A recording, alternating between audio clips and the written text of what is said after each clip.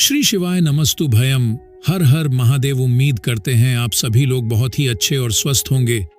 तो स्वागत करते हैं आपका हमारे YouTube चैनल त्रिकाल दर्शन में। भक्तों, अगर आपके भी घर में क्या कोई ऐसा व्यक्ति है जो बहुत ही ज्यादा नशा करता है, उसके नशे से आप बिल्कुल परेशान हो चुके हैं, उसका नशा जो है वो छूटने का नाम ही नहीं ले रहा। आपने बहुत ज्यादा प्रयास कर लिया कि उसका जो नशा है वो छूट जाए। आपने बहुत ज्यादा उसको दवाई भी करवा ली, लेकिन उसका नशा छूटने का नाम ही नहीं ले रहा है। और आपने बहुत ज्यादा उपाय भी कर दिए, लेकिन वो नशा है छोड़ ही नहीं रहा। और अगर वो व्यक्ति नशा छोड़ना चाह भी रहा तो उसका जो नशा है वो छूट ही नहीं रहा। वह ऐसा कौन सा उपाय करें कि उसका नशा छूट जाए, आज इस वीडियो में हम आपको बताने वाले हैं। तो स्वागत करते हैं आपका हमारे YouTube चैनल त्रिकाल दर्शन में।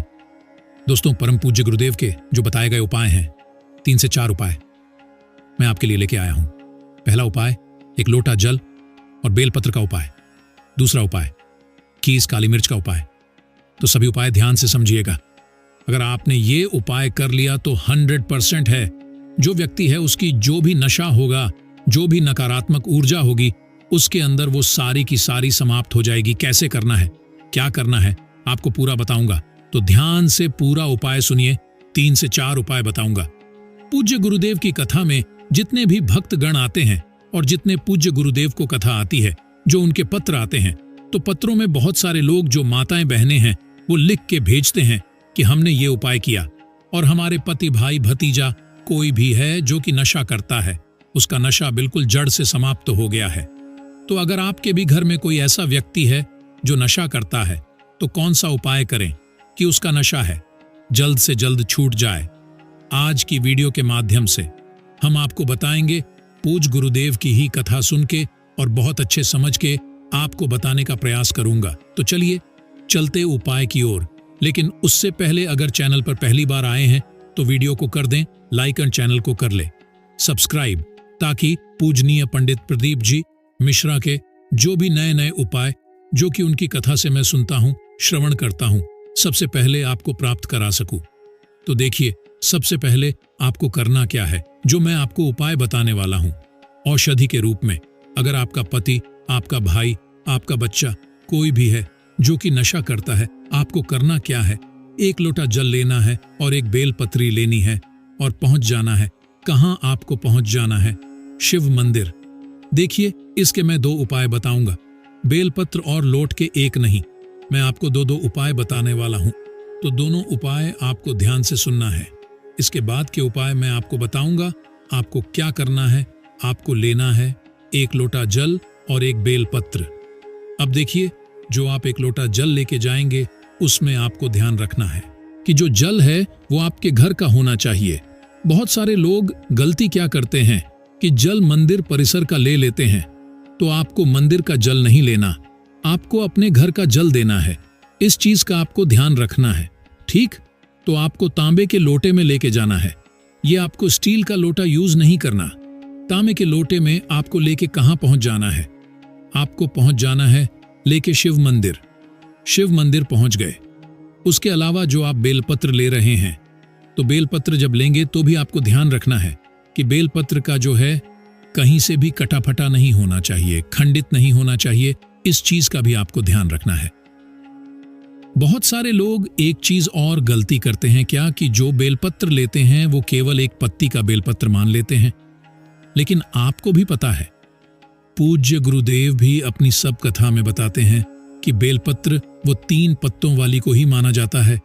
बेलपत्र, आपको 1 पत्ती का बेलपत्र नहीं लेना, तो आपको केवल 1 पत्ती जो बेलपत्र है वो एक लेना है, जो 3 पत्ती की होगी, अच्छी हरी होनी चाहिए, साबुत होनी चाहिए, और 1 लोटा जल लेके पहुंच जाना है। कहां आपको पहुंच जाना है? शिव मंदिर। अब देखिए कैसे औषधि बाबा कैसे बनाएंगे। सबसे पहले आपको, इसको मैं 2 उपाय आपको बताऊंगा। सबसे पहले आपको क्या करना है, बेलपत्र रखना है सिंगलिंग के ऊपर। सबसे पहले आपको खड़ा कहां में, इस चीज का भी आपको ध्यान कर लीजिए। बहुत सारे लोग गलत दिशा में खड़े हो जाते हैं। तो आपको सबसे पहले आपका जो चेहरा होगा वो उत्तर की तरफ होगा, और आप जहां खड़े होंगे आप दक्षिण में खड़े होंगे, और आपका जो चेहरा है वो उत्तर की तरफ देख रहा होगा। उत्तर किसको बोलेंगे? जिधर जलाधारी रहती है, जिस साइड जलाधारी से जल नीचे गिरता है, आपको उधर ही खड़ा होना है। ठीक उसके बाद आपको क्या करना है? जैसे आप खड़े हो गए, खड़े होने के बाद क्या करना है? आपको पहले बेलपत्र रखना है। कहाँ? शिवलिंग के ऊपर। और फिर आपको उसके ऊपर से एक लोटा जल अर्पित करना है। क्या नाम से लेके पूज्य गुरुदेव बताते हैं कि महादेव का एक बहुत ही सुंदर सा नाम है, कुंदकेश्वर महादेव। कौन से महादेव? कुंदकेश्वर। तो आपको कुंदकेश्वर महादेव का आपको क्या करना है? कुंकेश्वर महादेव का नाम लेके आपको जो जल है वो अर्पित करना है। शिवलिंग पे ध्यान रखिएगा, बेलपत्र होनी चाहिए। बेलपत्र के ऊपर ही आपको जल अर्पित करना है। वो धीरे धीरे धीरे करके नीचे गिरेगा। अब आपको क्या करना है?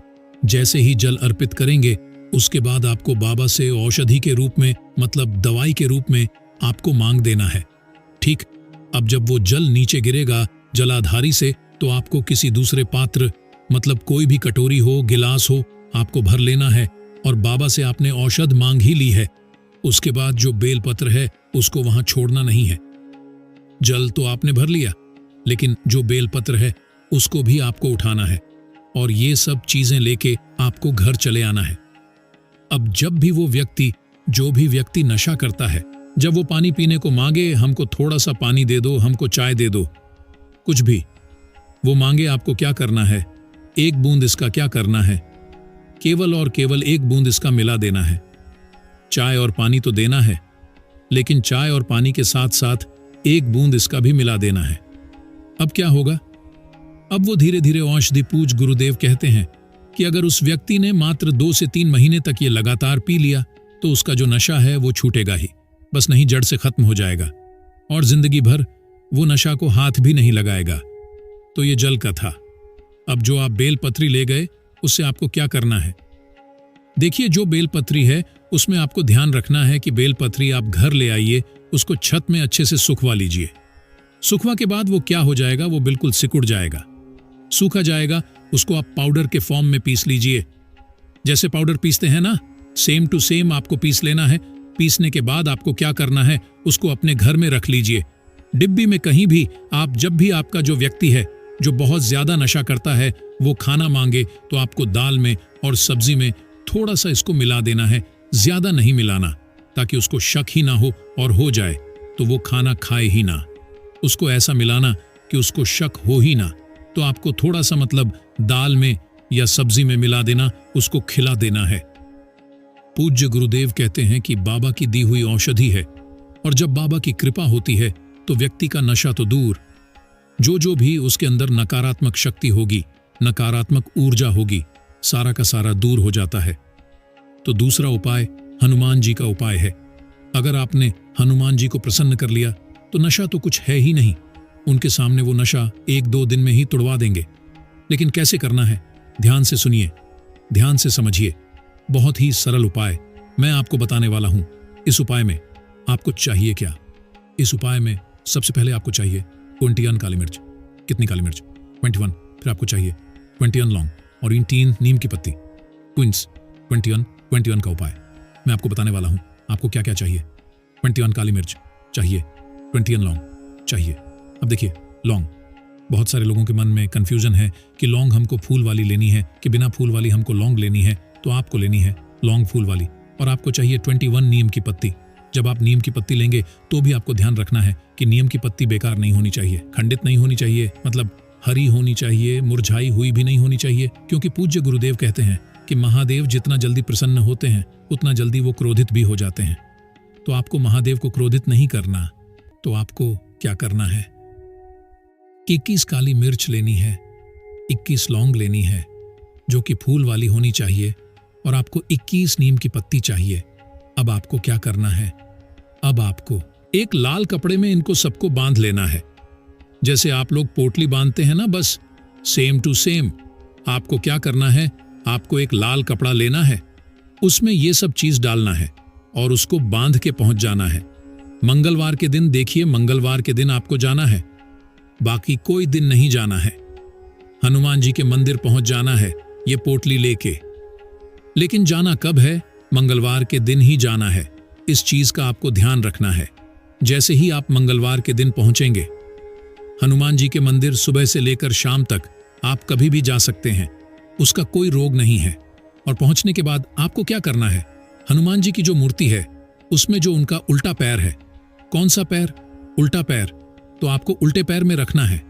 उल्टे पैर में रखने के साथ ही आपको एक नाम लेना है। जी हां भक्तों, हनुमान जी के भाई का नाम है गतिमान। क्या नाम है, गतिमान। तो आपको गतिमान जी का नाम लेके आपको ये जो आपने पोटली ली है, जो पोटली बनाई है, आपको उनके उल्टे पैर में रखना है और बाबा से औषधि के रूप में मांगना है। मतलब जो हमारे हनुमान जी हैं उनसे। उसके बाद आपको क्या करना है, आपको पोटली लेके चुपचाप घर चले आना है। 5 मिनट तक रखे रहने दीजिए, फिर वो पोटली अपना लेके घर चले आइए। घर आने के बाद आपको क्या करना है, जो पोटली है वो कहीं भी ऊपर, मतलब कहीं भी जहां से कोई आपको छू ना सके, वहां बांध दीजिए। पूज्य गुरुदेव कहते हैं कि ऐसा करने से घर में जितने भी सकारात्मक ऊर्जा है वो बनी रहेगी, और वो पोटली से उसका प्रभाव ऐसा है कि जितनी भी नकारात्मक है। यदि आपको यह वीडियो पसंद आया हो, वीडियो को लाइक करें और हमारे चैनल त्रिकाल दर्शन को सब्सक्राइब जरूर करें। मिलते हैं आपसे नेक्स्ट वीडियो में।